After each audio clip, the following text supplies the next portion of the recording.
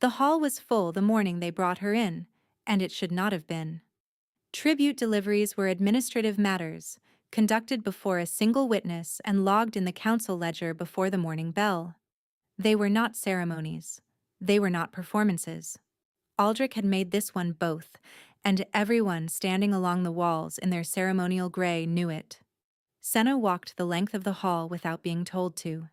She had rehearsed the distance in her mind the night before, lying on a pallet in the transit house outside the city wall, counting her breaths and deciding that whatever they called her, she would not flinch at the sound of it.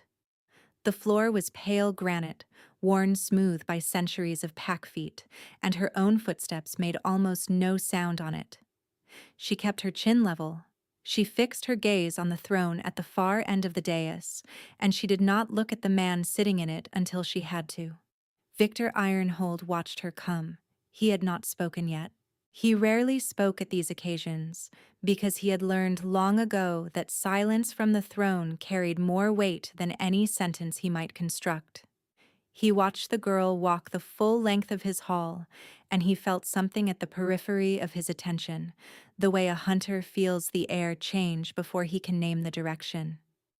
Aldrich stepped forward from his place at the council rail. "Delivered as sworn tribute for the debt of the Ashvin pack," Aldrich said, and his voice filled the hall the way only a man who enjoyed filling halls could manage. "The pack's only trained healer, and by the looks of her, rather the worse for the bargain." He paused for exactly long enough to let the court hear what he was about to say. A broken gift, if ever there was one. The laughter that moved through the assembled court was not loud. It was the quiet, comfortable laughter of people who feel themselves confirmed in an opinion they have already formed, and it was worse than anything louder would have been. Senna stood at the base of the dais steps and held herself exactly as she had decided she would hold herself the night before, and she did not flinch. Victor said nothing. His gaze moved from the girl to Aldrich and back again, and the quality of his attention did not change in any way that anyone in the hall could have named with certainty. That was the beginning of it. If you have ever watched a story begin and not known you were watching it, you will understand what that morning was. She was assigned to the lower healer's workroom, 3 levels beneath the great hall, with a narrow window that looked onto an inner courtyard where nothing grew. The room held a long table of scarred oak, a rack of dried herbs in various states of decay, and a sleeping pallet that had clearly been brought from a storage room that morning, because the dust on the frame had been wiped along one edge and left on the other. She set her travel pack under the table, looked at the herbs, and began sorting them by potency and use. Her hands knew how to be useful when her thoughts were somewhere else, and she let them work. She had known about the tribute system before she arrived. Her mother had explained it the way her mother had explained most difficult things, in practical terms, without apology. When a pack broke a sworn law of the council and could not pay the debt in coin or land, they paid it in service. The disgraced pack sent one of their own to the Alpha King's court, and that person served a term determined by the council, doing whatever work the court required. It was not slavery. Pack law was precise about that. There were protections. There were conditions. There was, in theory, a path to release. Senna had memorized every protection in pack law before she volunteered to come, because she had also understood that her pack had no one else to send. The Ashven were 11 people remaining after the council's rulings, and of those 11, she was the only one whose absence would not kill someone immediately. She did not know, on that first evening, that Victor had already spoken to Wren in the corridor outside the Great Hall, before the crowd had fully dispersed. She did not hear Wren's quiet confirmation, or the instruction that followed. She learned of it later, and by then the instruction had already been carried out for 2 weeks. Wren had found her at the door of the transit house the morning of the delivery and introduced himself as the king's second. He had been courteous and precise, which she had appreciated because the council's envoy who had traveled with her from Ashvin had been neither. She had filed Wren away as someone useful to know, and then she had crossed the threshold of the throne hall and tried to become invisible. The instruction Victor gave Ren was short. He said that the tribute healer was not to be assigned to work outside the lower levels until her second week, that her meals were to be delivered rather than collected, and that if anyone in the court service spoke to her in a manner that required a formal response, Ren was to be informed before any response was made. Ren had absorbed this without expression, because absorbing things without expression was part of what Ren was for. But when he walked away from that conversation and passed a council page in the corridor, the page had caught something in the set of Ren's shoulders that suggested the beta was, very quietly, satisfied about something. The second week began, and Senna was permitted to move through more of the palace. She was careful. She observed the social geography of the court the same way she had observed the herb rack in her workroom, cataloging rank and temperament, and which corridors led where, storing information that might one day constitute a path. She was not naive about power. She had grown up in a disgraced pack, and she knew what power looked like when it was being lent and when it was being spent. The morning the cost fell, she had not planned for it. Mira was a kitchen wolf of no particular standing, 3 years older than Senna, and possessing the kind of self-effacing competence that courts rely on and never acknowledge. She had brought Senna's meals the first week because Ren had arranged it, and she had done so without curiosity or comment, which Senna had recognized as its own kind of generosity. She had begun to leave an extra bread roll on the tray after the third morning. She had never mentioned it. On the morning in question, Mira had dropped a tray of glazed dishes in the kitchen corridor, and Aldrich had been passing through on his way to the upper council chambers with 2 junior council members at his side. The crash had stopped him. He had looked at the dishes, at Mira, at the dishes again, and he had begun to enumerate her failings in the particular satisfied voice of a man who has found a legitimate outlet for something that was looking for a target. Senna had come around the corner with a basket of fresh linen for the workroom and had taken in the scene in one pass. Aldrich's back was to her. Mira's face was a careful, held blankness, the kind that costs more to hold than it looks. "Counselor," Senna said, "the dishes slipped. I asked her to carry more than the tray could manage, trying to save a second trip from the workroom. The fault is mine." It was not true. Mira had nothing to do with Senna's workroom. The lie was transparent to anyone who thought about it for a moment, but it offered Aldrich the thing petty men always want most, which is a plausible reason to stop what they are doing and feel that they have won something. Aldrich looked at her. He let the look sit for a moment. "The broken gift," he said, with the small smile of a man revisiting a phrase he enjoyed. "Interfering where she is not required. A habit of her pack, I suppose. Ashvin always did mistake familiarity for standing." He did not announce himself. He did not need to. The 2 junior council members registered him first, and their posture adjusted immediately, the way things adjust when something much heavier enters the room. Aldrich turned a half-second later. Victor said nothing about what he had witnessed. He did not look at Aldrich's face long enough to be read. He looked at the dropped dishes on the floor, and then at Senna, who was looking back at him with the expression of someone who is trying to determine whether a new development is going to cost more than the previous one. "The corridor wants clearing," Victor said, to no one in particular, and walked past all of them toward the upper stairs. Aldrich smoothed his council robes. He led his junior members away without another word to Mira or Senna. Senna waited until the sound of his footsteps on the stair had gone, then crouched and began picking up the broken pieces of dish from the floor. Mira crouched beside her without speaking. After a moment, Mira pressed the back of Senna's hand once with 2 fingers, the Ashvin gesture for dead acknowledged, and then went back to her work. The near touch came 3 days after the corridor. She had been moving through the Upper West Corridor on her way to the sick room, where a palace guard had developed a fever that needed monitoring, and she turned a corner and almost collided with Victor, who was moving in the opposite direction and had stopped exactly 1 pace before she would have reached him. She pulled back. The space between them was perhaps the width of a hand, and she could feel the cold air that seemed to surround him, the way cold air surrounds something very still for a very long time. She said, "Forgive me, my lord, I should have been watching the turning." He did not move. He looked at her with the same quality of attention she had felt in the throne hall on the morning she arrived, and for a moment she thought he might say something.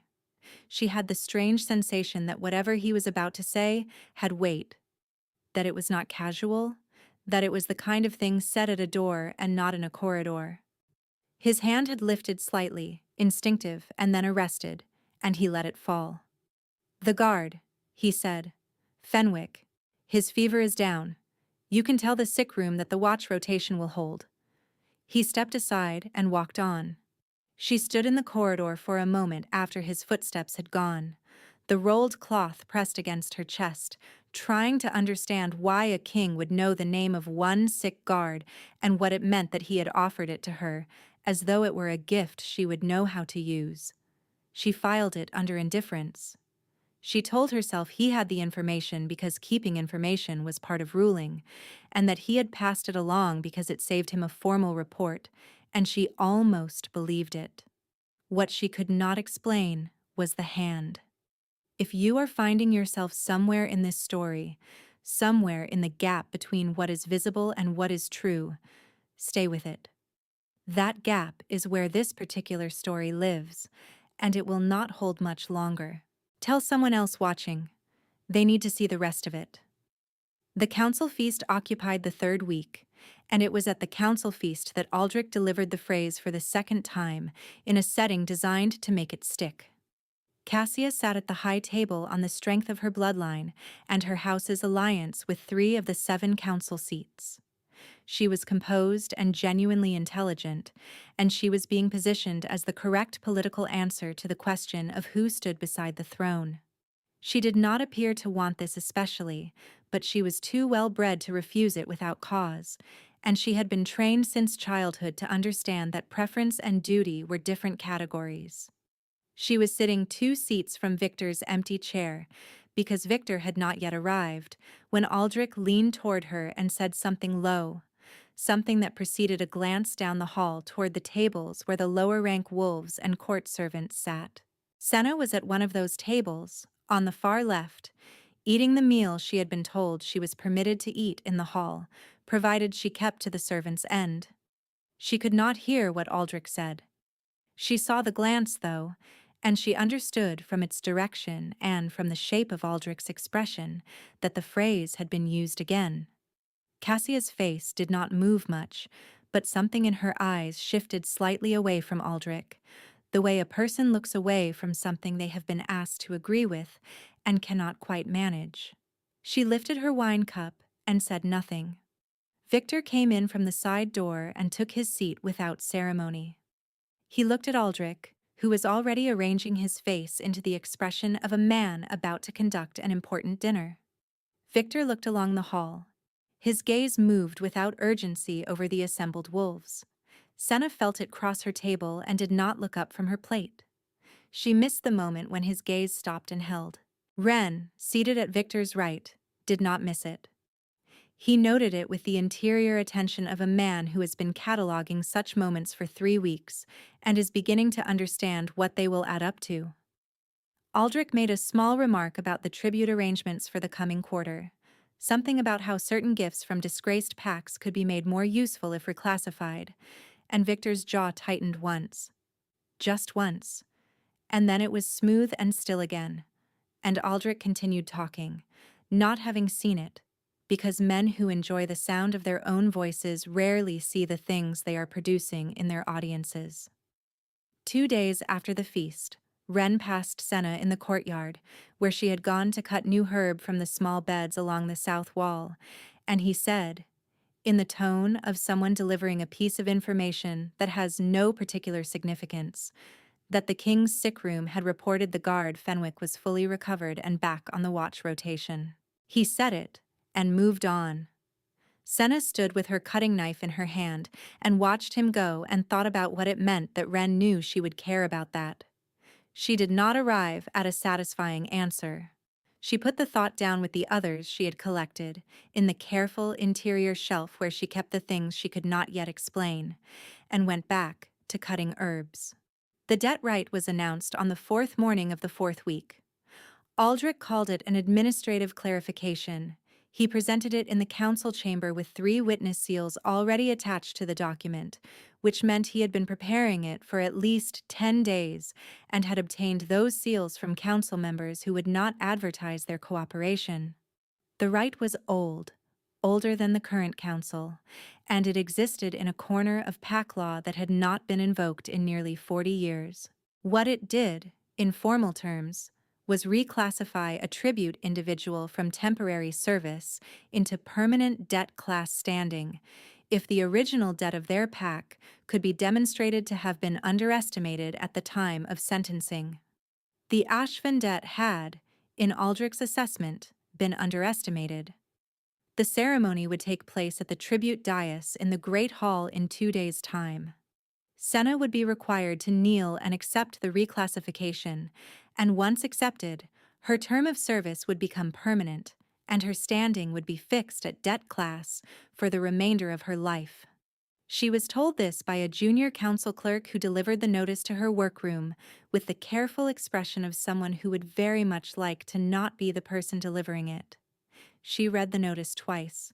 She set it on the table. She went to the window that looked onto the inner courtyard and stood there long enough to let the first wave of something cold and large move through her and then recede.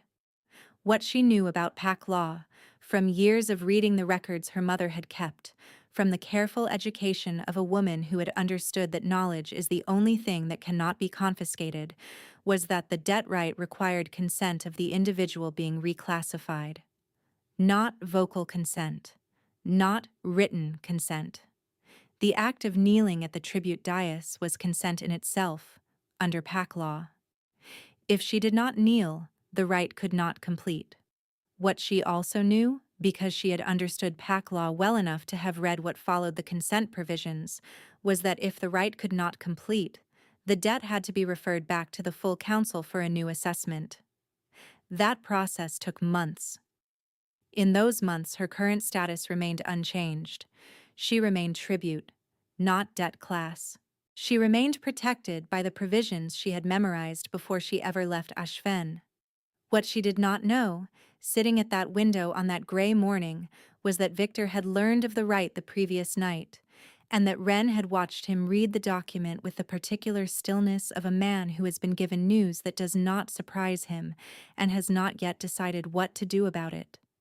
She did not know what Wren had observed in the pause that followed, or what had moved across Victor's face in that pause, brief and controlled and quickly covered. She was, by this point, 3 weeks and 4 days into a residence at the court of a man she had decided was indifferent to everything about her, and she had no frame of reference for what Wren saw. The morning of the rite, the hall had been arranged in the formal witnessing configuration, which placed the tribute dais in the center of the open floor and the council rail to its right, and the throne at the far end in its elevated position. The assembled wolves were arranged by rank along the walls. Mira was somewhere in the back of the crowd. Senna knew without looking, because she had seen Mira's face at breakfast, and Mira had pressed her hand with 2 fingers again before looking away. Aldrich stood at the council rail with his 3 sealed documents and the careful posture of a man who has arranged matters to his satisfaction. He had said the phrase one final time that morning, privately, to one of his junior council members, in a corridor outside the hall, where Senna had heard it because the corridor had an acoustical fold in its stonework that made sound carry in directions it should not. She had heard it clearly. "The broken gift," he had said, "will today become a permanent fixture rather than a temporary inconvenience. Better for the court. Better for the king, who needs no further distractions from the actual business of a kingdom." She walked the hall again. The distance was the same as the morning she had arrived, and she made her feet take it at the same pace, with the same level chin, because she had decided in her workroom the previous night that if she was going to refuse a thing, she would refuse it from the same posture in which she had first entered this place. The pale granite under her feet caught the morning light from the high windows in long, uneven panels, and she walked through each panel of light in turn, and her shadow moved with her along the floor in the same patient, unhurried way her feet did. And the hall held its assembled witnesses in the careful way halls hold things they have not yet decided how to remember. She reached the dais. The cushioned board was there. She looked at it. She looked at Aldrich. She looked at the 3 sealed documents in his hands. "Kneel," said Aldrich, in the tone of a man for whom this is a formality. The cushioned board was the green-dyed leather kind, worn at the corners by the knees of generations of tributes who had used it for its intended purpose, and she could see the small dark places where the dye had given up under sustained pressure, and the leather underneath had gone pale. She did not kneel. The silence that followed was not the comfortable silence of confirmed opinions. It was a different kind of silence entirely, the kind that happens when something has broken with what was expected, and no one yet knows how to name it. Aldrich's expression did not change on its surface, but something beneath it shifted, the way ice shifts before it fractures. "You will kneel," he said. "Pack law requires your acknowledgement." "Pack law requires my consent," Senna said. Her voice was steady. She had found the steadiness in her workroom the previous night, and she held it now with both hands. "Consent is demonstrated by kneeling. I am not kneeling. The rite cannot complete." At the back of her awareness, behind Aldrich's gathering fury and the held breath of the court, she felt the air in the hall shift. It was a specific kind of shift, the kind she had felt twice before in this palace, once in the throne hall on the morning she arrived, and once in the upper west corridor. The air organized itself around something, the way air organizes itself around a source of gravity, and she knew before she heard the footstep that Victor Ironhold had entered the great hall. He had not come through the throne entrance. He had come through the side door that led from the private corridors, which meant he had come without ceremony and without announcement, which meant he had not intended, when he left his chambers, to attend this rite. He crossed the floor at his own pace. The crowd parted before him with a uniformity that required no instruction. He reached the tribute dais and he stopped beside Senna, close enough that she could see the edge of his jaw, and he looked at Aldrich. Aldrich said, "My lord, the rite is in progress. Pack law requires that it continue without interference from— You are holding 3 seals that were not submitted to a full council vote," Victor said. He was not loud. He did not need to be. Aldrich's jaw shifted. "The ancient provisions allow for a full council vote," Victor said again, with the patience of a man who expects to say something only twice. Wren had appeared at the edge of the hall, near the council rail, and 2 of the council members who had provided Aldrich with his advance seals were now finding the middle distance considerably more interesting than the proceedings at the dais. Senna watched this without appearing to watch it. She understood, in the way she had been trained to understand pack law, that the provision Aldrich had invoked required unanimous council authorization, and that unanimous authorization required a recorded vote, and that a recorded vote required all 7 council seats, and that she was looking at 2 of the 7 already distancing themselves from the document in Aldrich's hands.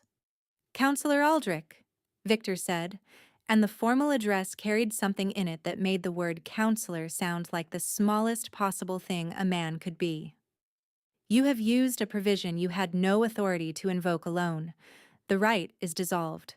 The debt class reclassification is void." He reached forward and took the documents from Aldrich's unresisting hands. He held them for a moment, and then he set them on the edge of the tribute dais, which was a specific gesture, a placement that said these belong to the record of the tribunal and not to the hand of the man who made them. Wren moved to collect them without being asked. Senna was standing very still. She was standing still in the specific way of a person who has just realized that the floor beneath their feet is not where it was a moment ago and is waiting to understand where it is now. She had refused to kneel. She had expected to stand alone in that refusal. She had prepared herself, in the long quiet of her workroom, for the possibility that standing alone would be enough, and also that it would cost her everything. Victor turned to her. She looked up at his face, which was the same controlled, still face it had always been, and she found something in it that she could not name with certainty, something that had not been visible from a distance and was only visible here, this close, in this particular quality of light. He said, "You should not have had to stand here alone." It was a short sentence. It did not use many words. It was the kind of sentence that carries more weight than its syllables account for, the weight of everything that has been acknowledged in the saying of it. And Senna felt it move through her chest the way cold air moves through an opened window in a room that has been closed too long. She did not answer immediately. The hall was so quiet that the torches along the walls were audible. He turned to face the assembled court, and he spoke in the voice he used for declarations, which was not louder than his ordinary voice, but had a different quality of resonance, as though it were coming from somewhere deeper in his chest. The tribute healer of Ashven has served this court with more integrity than those who delivered her to it.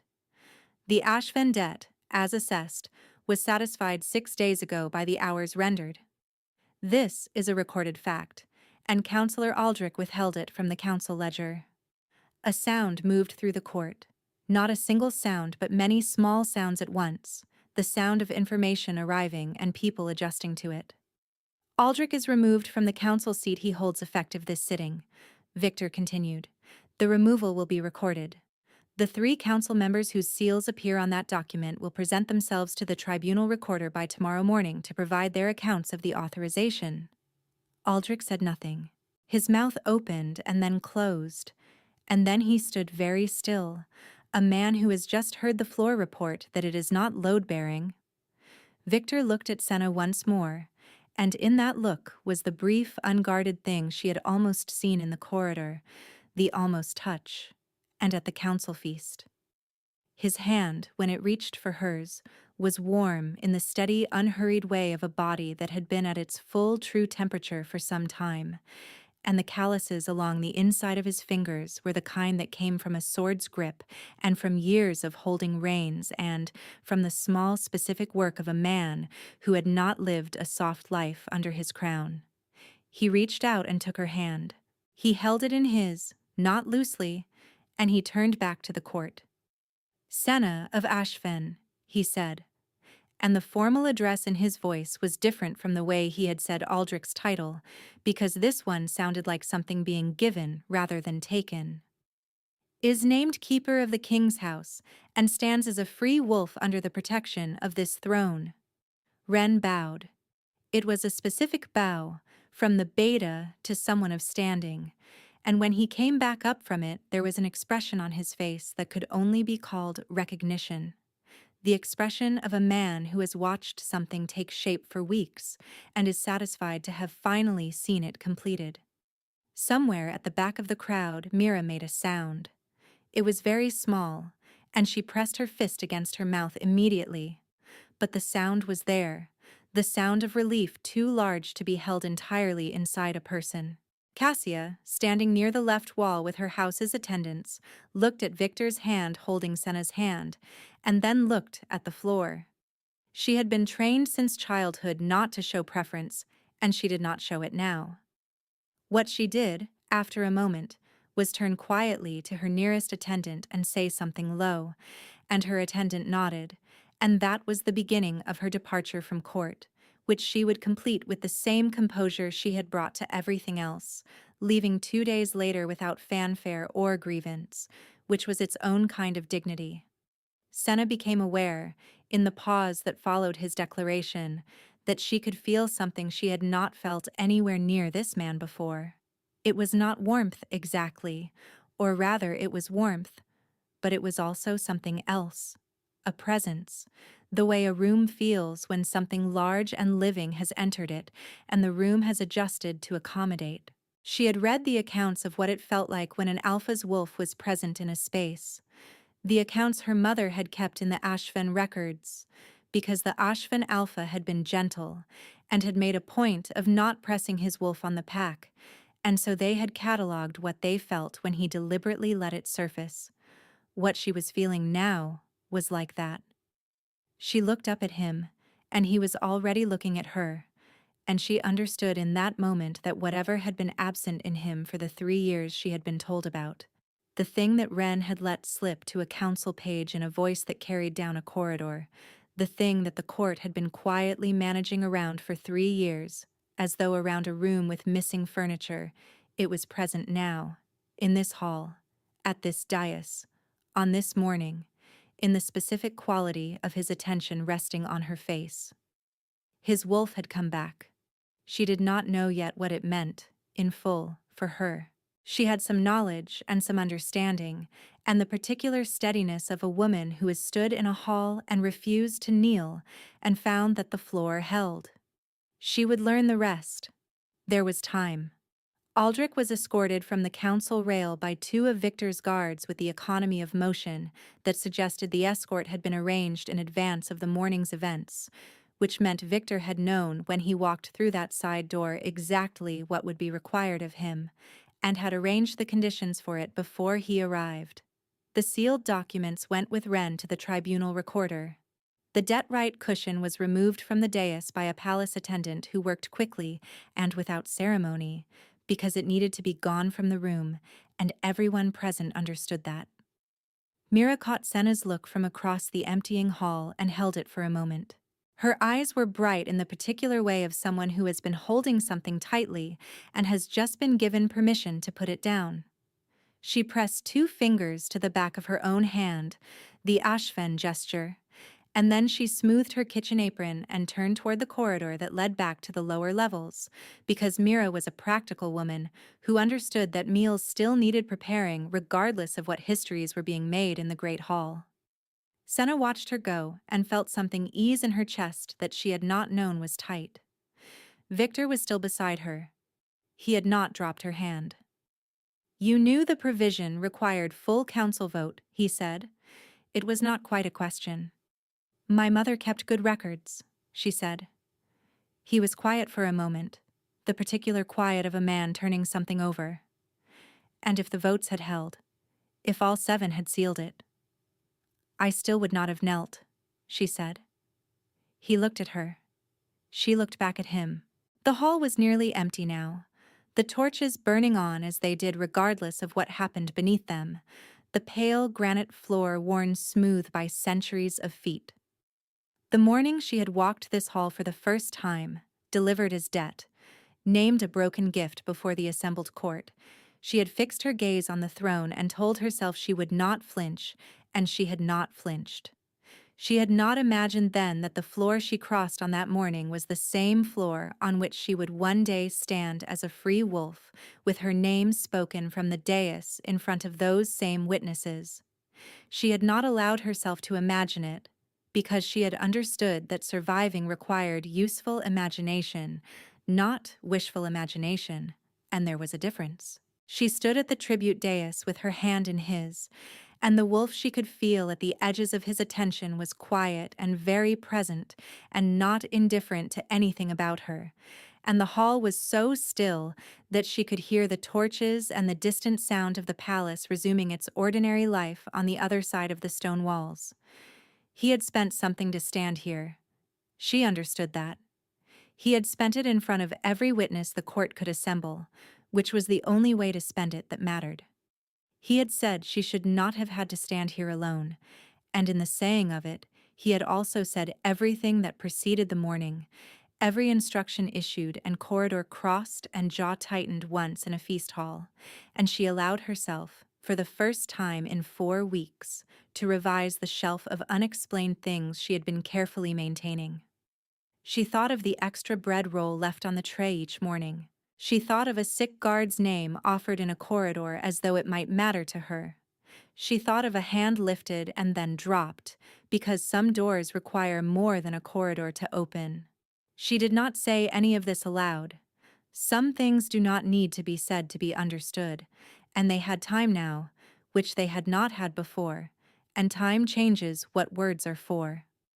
She turned with him toward the door that led from the great hall into the private corridors, and they crossed the pale granite floor together, his pace matching hers without instruction or notice. The small, unspoken adjustment of two bodies learning how to walk in step, and the torches burned on behind them, and the throne sat at the far end of the empty room, the way thrones do, patient and indifferent and unchanged, as it had been changed around.